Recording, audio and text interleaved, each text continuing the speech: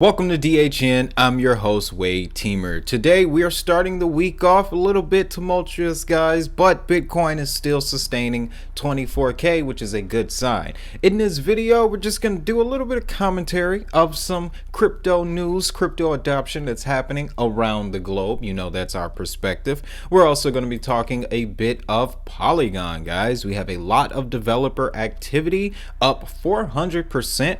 And then right behind that, guys, we're going to talk about a story that Coinbase posted out. But they warn that tokens like Matic and other scaling solution, other layer 2s might be in jeopardy when Ethereum moves to proof of stake. This is something that I heard a few months back at the beginning of the year when the ETH 2.0 discussion was really beginning to kick off. And there's some validity to it, guys. We're going to break that down. And then also, one of our big focuses here, BlackRock's crypto address had only one token that almost no one knew about. Well, we knew about it, and we know exactly what token that is. But there has been some activity with this token, guys, and I think you'll be interested in knowing, especially if you hold Energy Web. Let's start with our first story, guys. I just find this to be very interesting. So finally, the cat has come out of the bag. Mr. Do Kwon himself admits that there may be an insider role involved, you know, with the collapse of the Terra network. Who would have thought it? But pretty much, he had an interview the other day, and I have the link to that page as well, inside crypto's largest collapse with Terra Luna's Do Kwon. And I'll leave a link down, you know, in the episode guide if you want to read through this full story. This is a full breakdown from his perspective himself. It's quite the interesting read. But the biggest thing that's being pulled away from this is that in the interview, he admitted that he believes that there was a mole inside this team, and they were responsible for delivering a crucial blow to the network. He's quoted as saying that the only people that knew were TFL employees. So if you ask me whether there was a mole at Terraform Labs, the answer would probably be yes. Now, only reason I brought up this story, guys, is because it's just interesting to see how these things play out. Okay, it's just interesting to see how these things play out. And of course, we would find out more information about the collapse months after it happened, when the impact of the information really doesn't make a difference. We already know who was involved. And it's so funny how they have just been everywhere. Okay, they've just been everywhere since this has happened. But that's just very interesting, guys.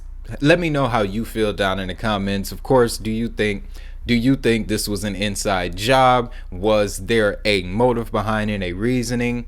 We tend to agree so, because we also have gotten a lot more crypto regulation as a result of it. So that's just interesting, guys. Just wanted to drop that in really quick. But let's talk about some global adoption. All right, Brazil, a new bill in Brazil is looking to tokenize mined gold on the blockchain. So this is interesting, guys. I got a bit of a story for you. So in our XDC video from last week, one of you guys commented, okay, and I recognized right away that this gentleman was a gold expert, and he exposed me to a series of videos that goes over the mining process, the deposits, how it all works. How does it go from ore to bars to trade across the globe?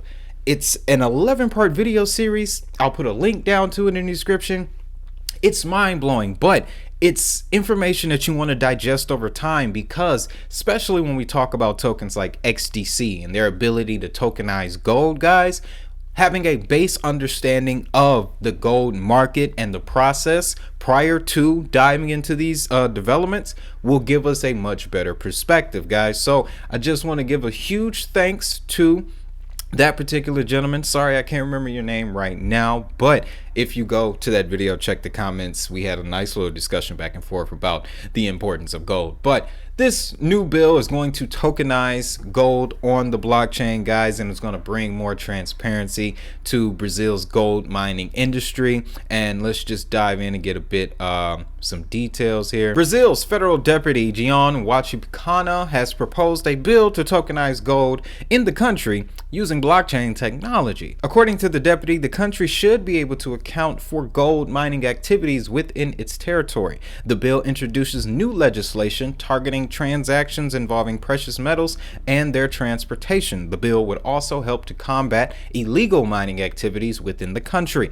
The lawmaker pointed out that around half of the country's gold is mined illegally. She added that the illegal mining activity had worsened the environmental impact of mining. And this is a quote from her stating that these operations are accompanied by mercury contamination, violence, and deforestation, as has been frequently reported by the national and international press and by civil society organizations that fight for the protection of the forest and the guarantee of indigenous rights, guys. So this is just another piece of evidence of the digital transformation.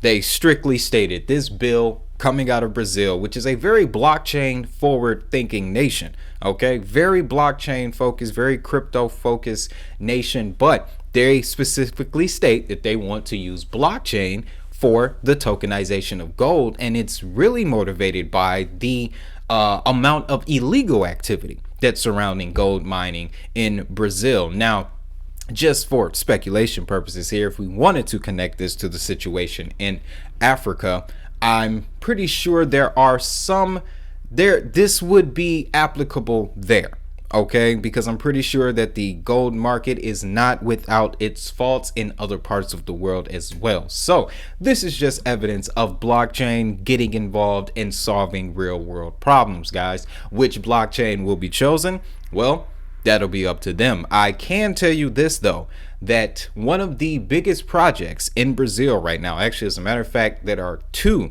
that I hear the most about coming out of Brazil, is actually Aave and Elrond. Okay, so, and Elrond does have the ability to tokenize gold. I did a video about it about a year and a half ago, actually, but Elrond does have the ability to suit their needs. So it's just something we got to look out for. Okay, big news coming out of Brazil, guys. Let's jump over and talk about Polygon. Their team has reported that apps on the network have surged 400%, guys, and this is not surprising at all. Polygon does things in this space that I still think transcend crypto. Okay, and we're talking about just how they impact real world communities. But while the crypto market remains in its winter, some other sectors in the industry are experiencing a steady rise. One of the prominent examples of these sectors is the operational teams at Polygon. As of March of this year, the total monthly active teams were around 8,000. However, recent data has showed that the current monthly active teams for the network as of last month are at 11,800. dApps on Polygon have also attained a new high based on recent data. The total number of decentralized applications on the blockchain now sits at 37,000. This figure projects a 400% increase from the beginning of this year, guys. So this is just good to see growth and development on the ecosystem. And you can see we have a report here. That's why they tell you Twitter is your best weapon if you want to stay up to date on crypto news, because 9 times out of 10 these articles pull stories from Twitter, guys. So this is just big to see for Polygon. Good to see growth and development, but will it be halted by the information in this next story, guys? We're talking about Coinbase's warning to other layer 2 scaling solutions. Now, the whole goal of moving to proof of stake for Ethereum is so that it can scale on its own. That's the biggest thing, guys. That's what's going to come when we go to proof of stake, is is Ethereum's ability to scale. There was an article that came out last night talking about how a city in Argentina is going to be running an Ethereum 2.0 node. So that in and of itself is an idea of what's to come, what the next phase of ETH 2.0 is going to be. According to the report, Coinbase is analyzing the impact that scaling solutions could have on the Ethereum blockchain. In the report, it says that layer 2 scaling solutions could cannibalize Ethereum's revenue. The future of L2s could very well be a zero-sum game, as whichever L2 houses the majority of decentralized applications could one day power the entirety of the Ethereum ecosystem. That suggests that layer 2s could eventually divert revenue away from Ethereum itself. Now, on this point, I do want to illustrate the fact that, yes, that makes a lot of sense, because the whole point of creating these layer 2 applications like Polygon, Optimism, and Arbitrum was to, like I said, increase the scalability of dApps that were built on Ethereum. But now that we have 2.0 literally next month around the corner, it does call into question what these projects are going to do going forward. Now, Coinbase says that over the past 12 months, scaling solutions such as Matic, Optimism, and Arbitrum have generated less than 1% of the revenue that Ethereum pulled in. Over the last 12 months, Token Terminal reported that Ethereum has earned $9.9 billion in total revenue, compared to an aggregate of only approximately $78 million across Arbitrum, Polygon, and Optimism, guys. So you can see by the chart here, right next to Ethereum is Binance Smart Chain. So that's just something else you want to add there. But again, guys, what this is illustrating is the utility, the use case, the attractiveness of layer 2s after Ethereum moves to 2.0. It's going to be affected. Okay, it's going to be affected. Now, what I think could personally come from this is that one of those three, and I'm pretty sure it'll be Matic, one of those three will eventually go off on its own.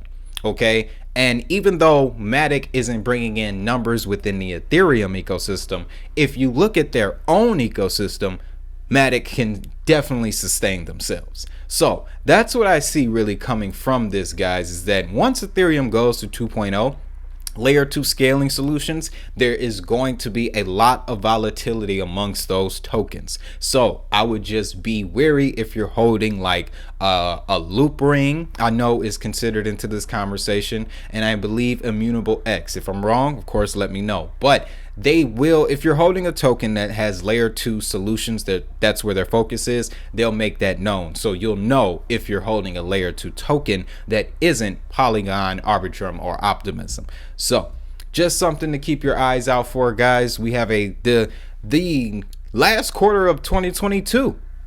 Totally expect a big event to go down. Totally expect the main event to finish the year off with. But let's jump over to some metaverse news, guys. MTV creates a VMA metaverse space on Roblox to attract new viewers. Now, see, let's just run through the brief here, because I got a point that is just going to summarize this entire move. Okay, and we talk a lot about it.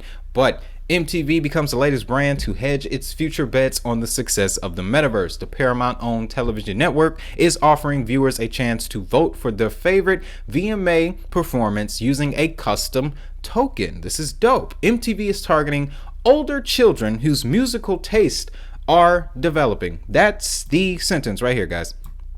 That's the summary of this entire article. We don't need to go any further than that. What we are seeing here is MTV MTV focusing their metaverse efforts on the next generation, guys.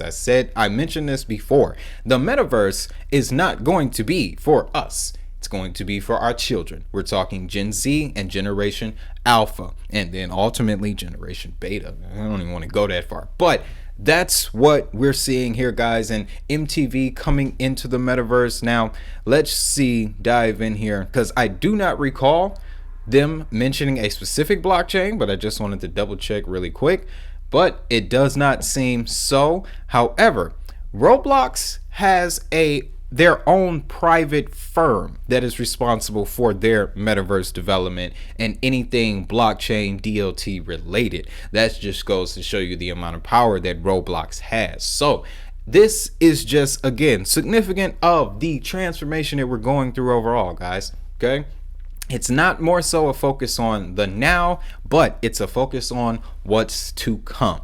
So with that, let's jump over into our main event. Ladies and gentlemen, BlackRock's crypto addresses had only one token that almost no one knew about, except for the Digit Hustle Network. That token is Energy Web token. According to Sentiment, the address associated with BlackRock has recently gotten rid of their only holding, which is not a mainstream crypto, but a relatively small Energy Web. Energy Web is placed 189th in the top cryptocurrency sorted by market cap, which is why it is considered a relatively small token. That's because they don't know the utility, guys. Man, this market is something else. But Energy Web has been on quite a journey this past week, as BlackRock's only address holding 1 million or more of the token exited. So they exited a position where they held $1 million worth of the token.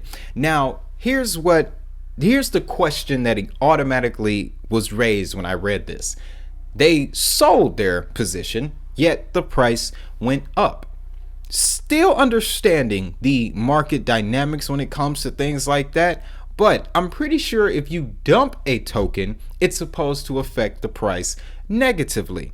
However, when you do a little bit of digging into the operations of the Energy Web stack, it is stated that it's required for people who want to use it to purchase the token. We just covered the other day that a representative from Energy Web spoke on the possibility of BlackRock using Energy Web's token services for Bitcoin mining. Now we have this story to come out behind it, showing us that there is some direct activity between BlackRock and Energy Web token, guys. So, small piece, bigger puzzle, but I am very interested to see how this plays out, because here's another relationship you have to really keep in mind: BlackRock and the Rocky Mountain Institute.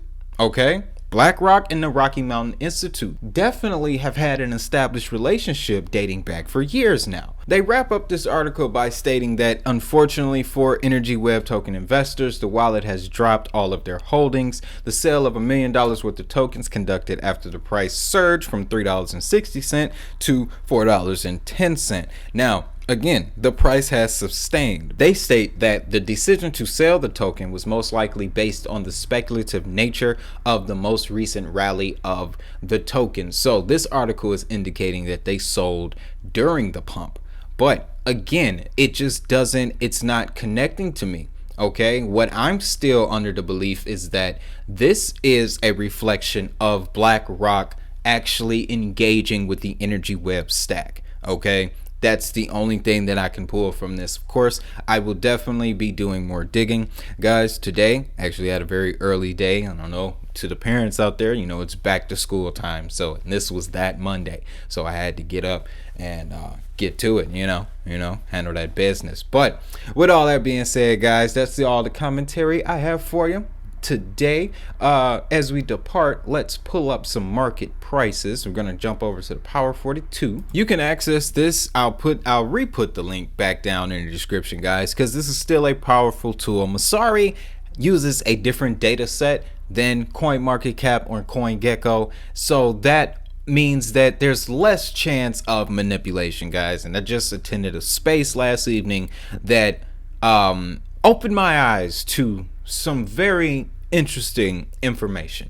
Things are still coming out as the information does, compile in front of me. Of course, I will translate to you guys right away. But as we depart, guys, Bitcoin coming in at 24,100, down 1.3%. We're a little bit red for today. That's to be expected, though. We're just moving through those channels, guys. We pump a little bit, pull it back down, and then we recover it. That's the cycle right now. But BNB coming in at 318, XRP at 37, Solana back into the 40s, so it's sitting at 44. Polkadot, they just had a little bit of an issue with a stable coin, that Akela network. So just guys, be mindful of these things out here. But they're down about 3.3%, sitting at about $8.90.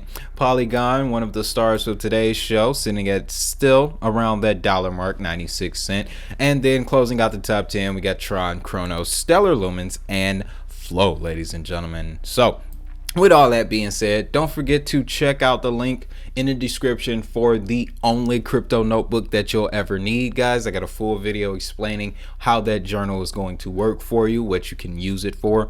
Also, if you're interested in more exclusive crypto content, don't forget to check out the join button. We have a very big presentation coming this month, focused specifically on Africa, guys. So I think you're all going to be very interested in what I have found. Now, with all that being said, you know what I'm going to tell you. Have a great day. Have a prosperous day. And most importantly, if that money is digital, so is the hustle. I'll see y'all in the next video.